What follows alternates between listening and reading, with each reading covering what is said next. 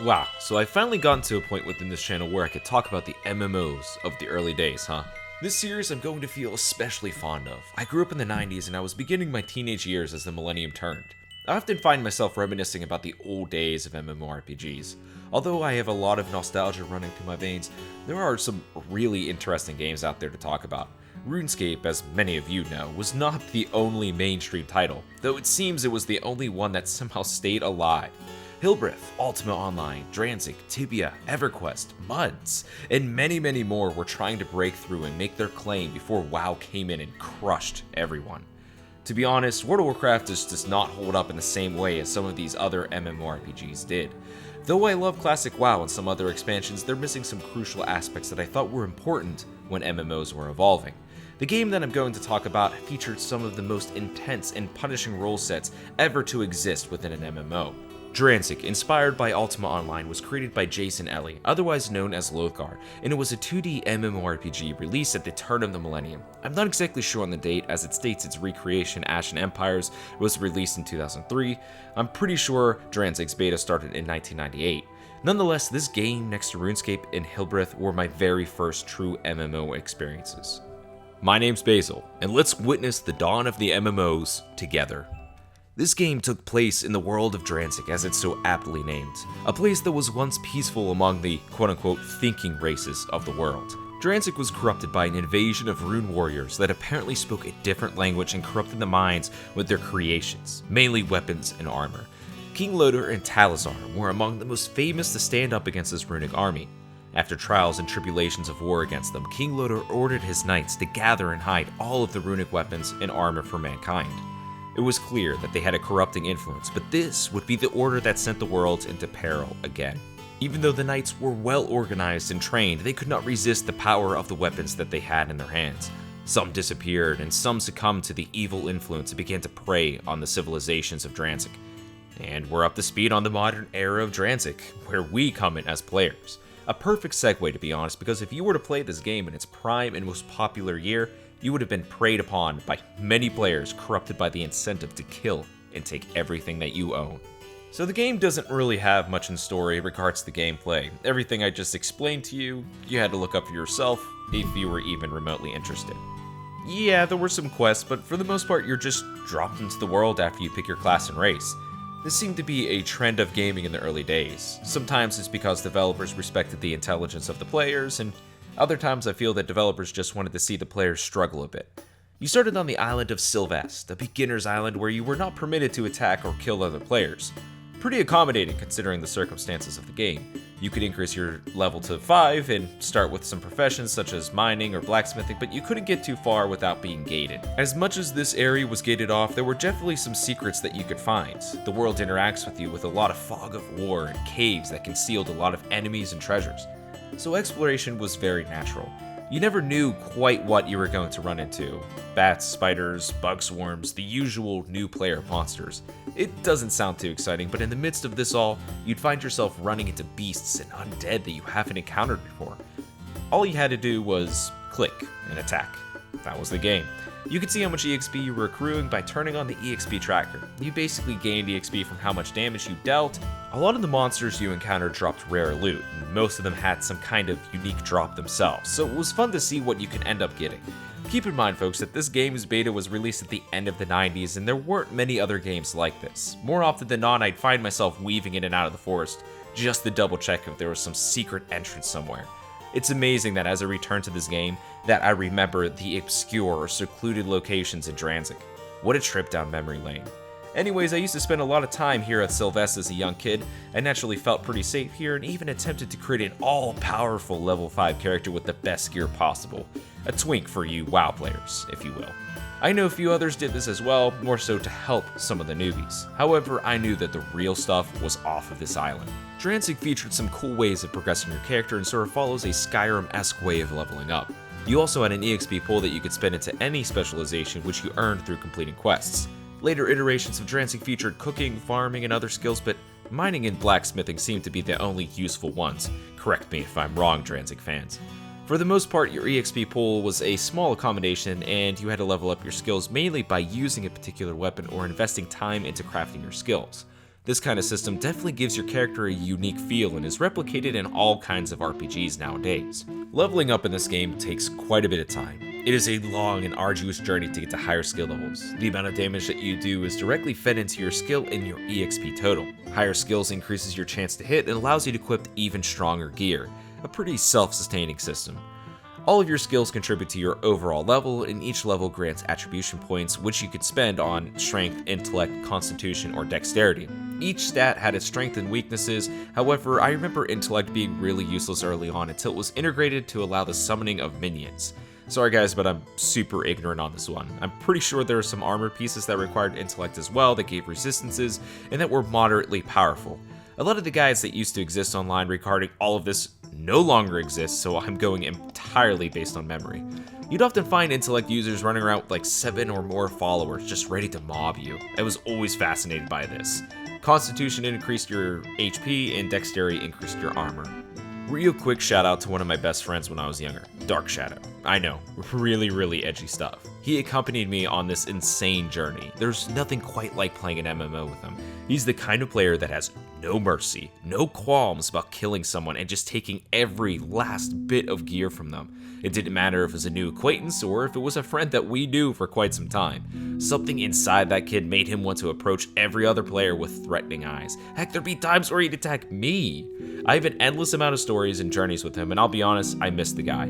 Anyways, if you're out there and ever watched this video, Dark Shadow, we need to hang out. Moving on. The world is ruthless, as I stated earlier, and while you could be attacked at any moment, it's not really that simple. It's actually quite hard to secure kills against people, and you risk your livelihood by attacking someone as well. You become incriminated, and while you are flagged, instead of dropping the normal one piece of gear, you drop all your gear. I can't recall if you dropped your entire backpack as well, not to mention that you'd be teleported to a different spawn location specifically for criminals after dying. And yes, this is one of those games that you had to return to your body to get your gear. If you didn't, the body would decay and all the gear was for whomever crossed paths with it and found the loot. Or they could loot the gear early and risk incriminating themselves and marking the gear as impure. Point being, you had to be prepared to attack others.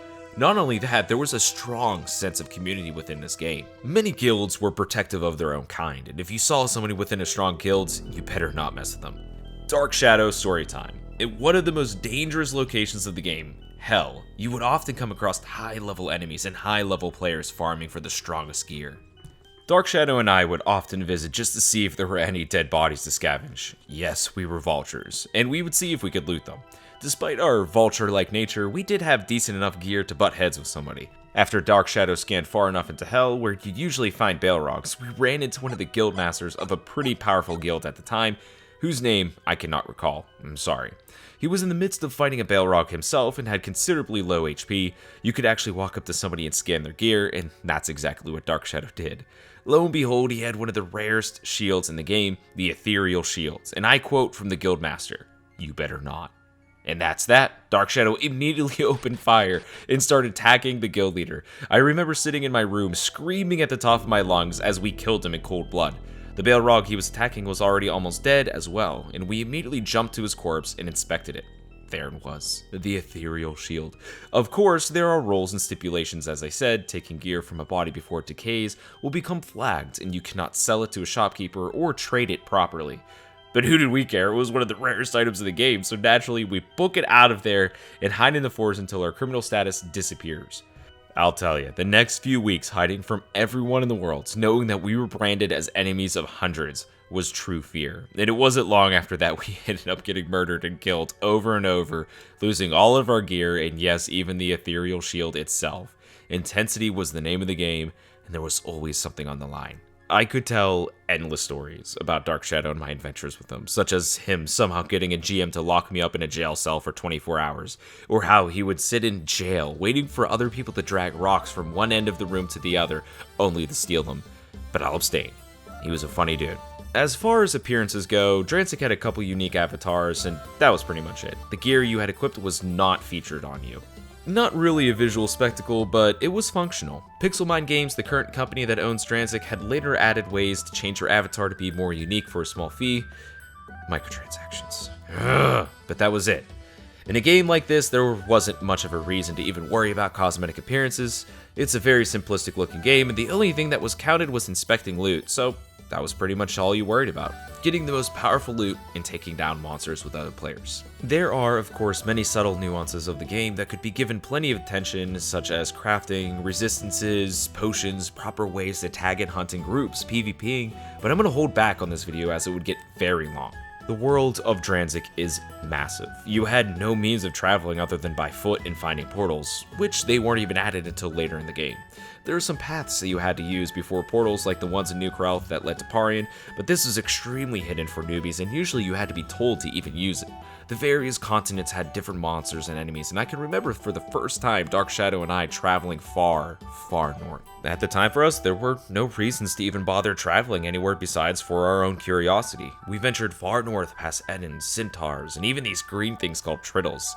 We ventured past random town after town until we came to a snowy location in the game affectionately referred to as Winter Wonderland. Well, that's what some players called it anyways. I can remember that music like it was yesterday. It was entrancing, not to mention all the insanely powerful minions we came across. This game had a lot of awesome locations for its time, and I think most of us who had played it can agree. Lothgar's vision for the world was spot on. It felt very naturally moving, and finding places to hunt was amazing. Funny enough, I was able to recover my old account and speak to a few other players. People still play this game. Not many, literally dozens of us or less, but I'd imagine that's what they do, collect loot. Killing people doesn't really seem like a good idea because, well, why drive away anyone who's even interested in the game now? Pixelmine has pretty much given zero incentive to play the game outside of old nostalgic reasons. I've heard whispers of people trying to bid and offer money for the intellectual properties regarding Dransik. There is a dark history when it comes to Dransik and its ultimate demise. You can still, of course, play the game today, but it is a shadow of its former self. During Dransik's peak popularity, there were, as I imagined, many opportunities that presented itself to Lothgar and other developers of the team. These opportunities led to Ashen Empires, an isometric recreation of the Dransik world. It also led to the intellectual rights being traded off endlessly from company to company, not to mention Lothgar's current projects Elderlands and Lothgar Online. From what I can understand, it was a dramatic and painful process for not only Lothgar, but many of the people involved. Transik meant a lot to everyone, the players, the GMs, the developers, and programmers. Lothgar has expressed regret concerning the trading of Dransik's intellectual rights. I'd imagine there were some lucrative options that were thrown around. I even recall some inner turmoil between GMs that had been business and work partners with Lothgar. The game has been owned by so many companies at this point that I've lost track. Asylum Soft, TKO Games, Ironwill Games, and Pixelmine have all had a piece of the pie, and there are barely any crumbs left at the moment. I followed Lothgar for many years now, and to see the emotion and the heartfelt response that filled the message boards, many asking for the old times of Dransik or awaiting the new experiences that will fill Elderlands and LO. Truth be told, I hate to say this, but it seems that we may never get to feel those high-intensity moments again. The late 90s and early 2000s were new to everyone. The interconnectedness of the worlds, the ability to share new ideas through gaming, the tightness of the communities had never been more real. For those of you out there watching this video at the moment that did play Dransik, I know how you feel. I've made posts myself describing how much emotion a world as simple as Dransik could give. A 2D game where you just click on someone and attack. That's it. You grinded EXP and loot. But there was so much more to it just because of the community. Watching guilds attempt to slaughter all in the name of one misdeed. Or watch tempers flare as people attempted to complete the third book quest in the Valley of Giants. Experiencing the Armageddon character reset event. Or seeing a criminal slaughter innocent newbies leaving Sylvest for the first time and witnessing someone come to defend them. Getting your first ever flame sword from a stranger who just wanted to help you out. Heck, even meeting one of the top players, LK, randomly and gawking at his high level gear. Even though some old players don't realize this, there was a balance at one point. Against all the evil in the game, there were good people to balance it out. For every dark shadow out there, there was an Arctic Wolf. I don't want to get into Lothgar's current projects, but I kind of want to throw this out there as a talking piece to all the players that beg and hope for an experience like Dransik again. Community has to come first. The PvP, looting, and hatred comes second, when the game is healthy enough. Hey everyone, thanks for tuning in to watch this new series. I'm really interested in expanding upon it, but I don't really know how much people would be interested in me covering all these obscure and unknown games. MMOs were really big back in the day, though I'm sure the amount to review are endless. I don't know how many I can cover faithfully. Hit me up in the comments below and give some suggestions. I have quite a few lined up already. Hey, I'm Basil, checking out. The Super Retro Bros have a lot more content coming your way, so until next time, thanks for watching.